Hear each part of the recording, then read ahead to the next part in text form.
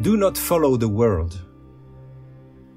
I read in Deuteronomy chapter 18, verse 9 to 11. When you enter the land Yahuwah your Elohim is giving you, do not learn to imitate the detestable ways of the nations there. Let no one be found among you who sacrifices their son or daughter in the fire, who practices divination or sorcery, interprets omens, engages in witchcraft, or casts spells, or who is a medium or spiritist, or who consults the dead.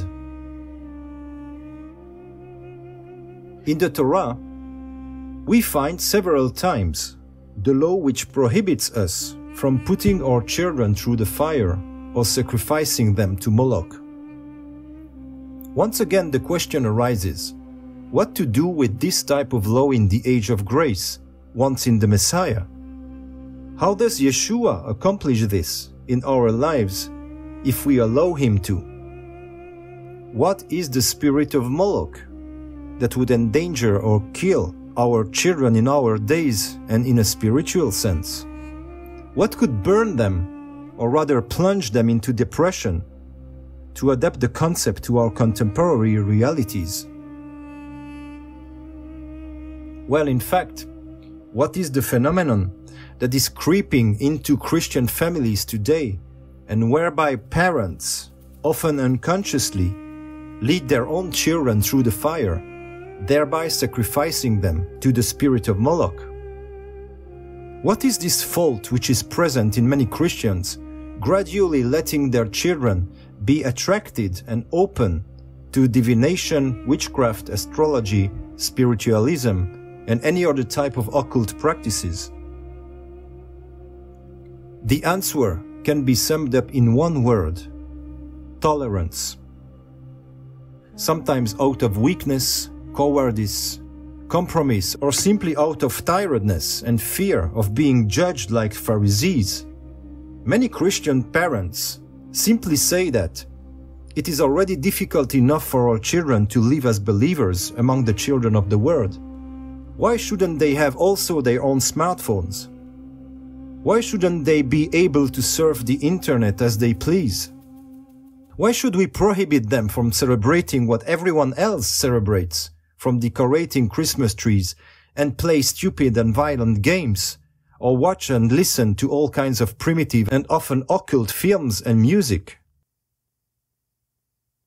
My own children have already left the rooms where children are taken care of during religious services in Christian churches, stating that they no longer want to stay there, because either everyone is absorbed in their smartphones, or they are being broadcasted cartoons that are about anything but the gospel. These films are not even neutral, but full of witches, witchcraft, devils, and other repulsive characters. In this type of situation, my children get up from their seats and leave these places because it does not interest them. It is not their world. They could have stayed, but they did not. They did not leave under compulsion, given that I was the one who asked them to enter, thinking that they would be in good hands. Well, I was wrong on that point. But fortunately, they had the wisdom to protect themselves from such influences. Thanks to Elohim, Ruach HaKodesh is already working enough in them to protect them from these things from within.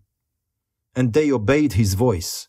So they left the room just as we left the whole Christian marketplace, where we were only temporary visitors anyway, in order to carry out a certain ministry, which naturally was not accepted from their part. But how did we achieve this? How is it possible that our children are so instinctively immune to these things? Well, it is simply out of obedience. Because in the Messiah, this law mentioned above is also fulfilled like all the others. This means that we must forbid certain things from our children, but in such a way that they can feel the deep spiritual content. It should not be forbidden out of self-righteousness out of Pharisaism, legalism, but because the commandments live in the hearts of their born-again parents who are filled with Ruach HaKodesh. This involves allowing them to take a look into the burning furnace, that is the Word, while explaining to them that they are likely to get hurt if they go too close to it. In this way, they can realize for themselves that they are not missing out on absolutely nothing and will not subsequently go and get back what their Pharisaic parents have forbidden them as soon as these ones turn their back on them, and they will have the opportunity to do it. It is this law that we must ask Ruach HaKodesh to operate in us in such situations.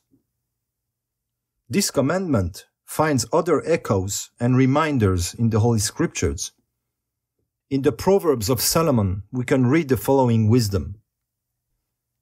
I read from Proverbs chapter 22, verse 6. Start children off on the way they should go, and even when they are old, they will not turn from it. Verse 15. Folly is bound up in the heart of a child, but the rod of discipline will drive it far away. In chapter 23, verse 13 to 14, do not withhold discipline from a child. If you punish them with the rod, they will not die. Punish them with the rod and save them from death. Well, it's very difficult to follow these guidelines in today's world, since even Christian preachers often teach something very different. But I myself was a child of the Word.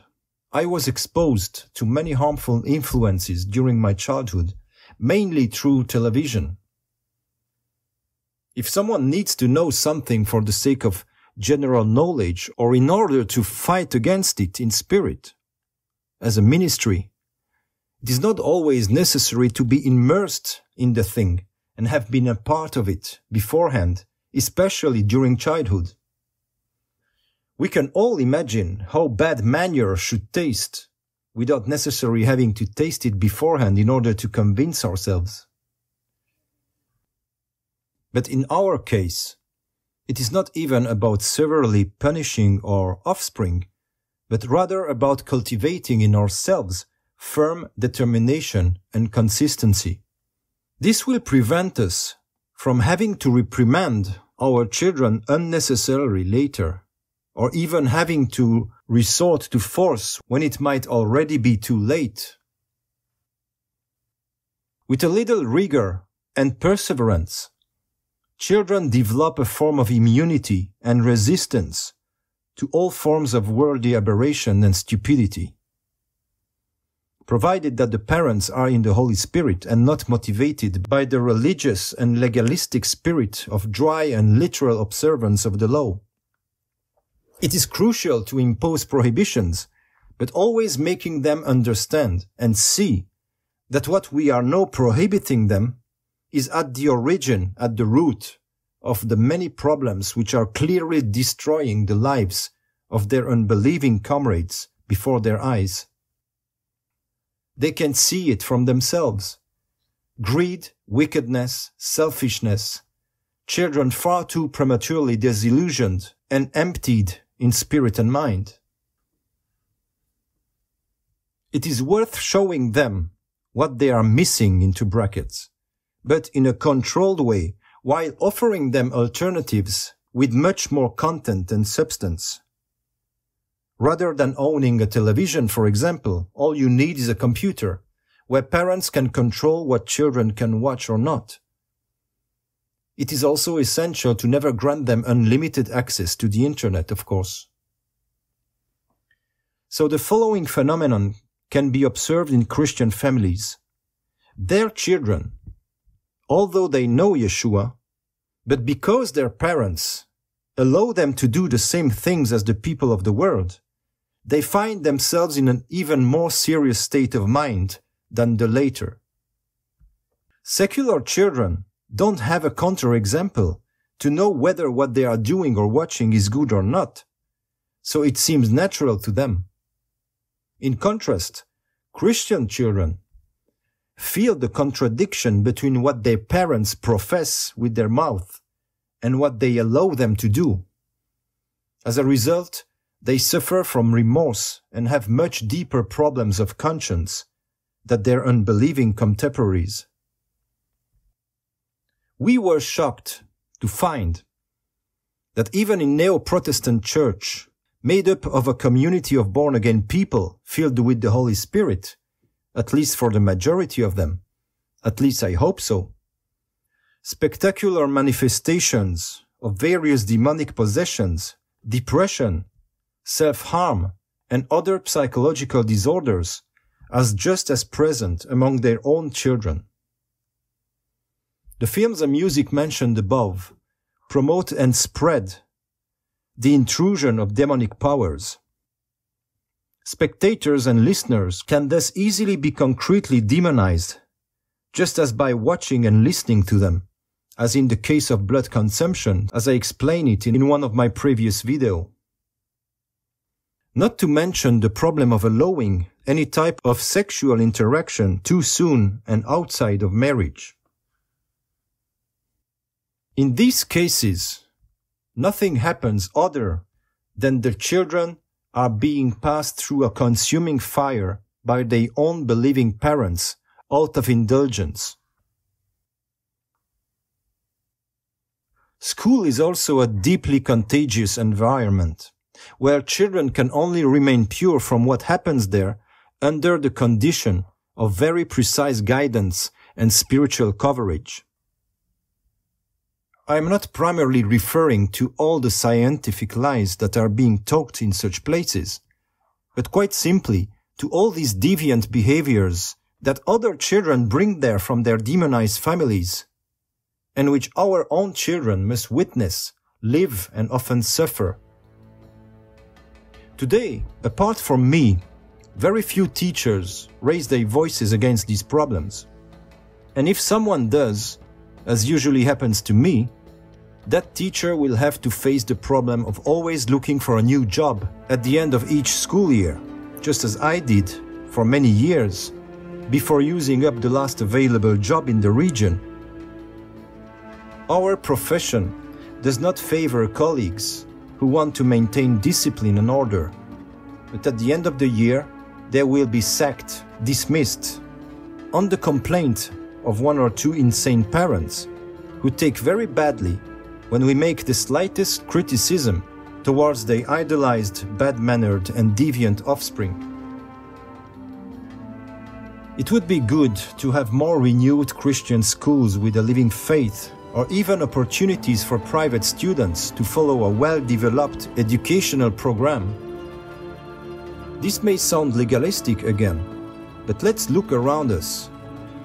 The world is deteriorating so rapidly, with ever-increasing and decadent violence and sexual propaganda, that the time has come when this has become a necessity. This problem could also be solved if the structure and the functioning of our religious communities were exactly identical to those described in the Acts of the Apostles. Since we would have everything in common, we would be close to each other. The education of our children could be resolved within the community, and they would truly learn what is vital, and they would not be conditioned from a young age to become the little slaves trained to satisfy the demands of the ever-propagating system of mammon. See also my videos named Blood Consumption and You Will Own Nothing and Be Happy, that you can find at the end of the video and in the comment section. See you soon then.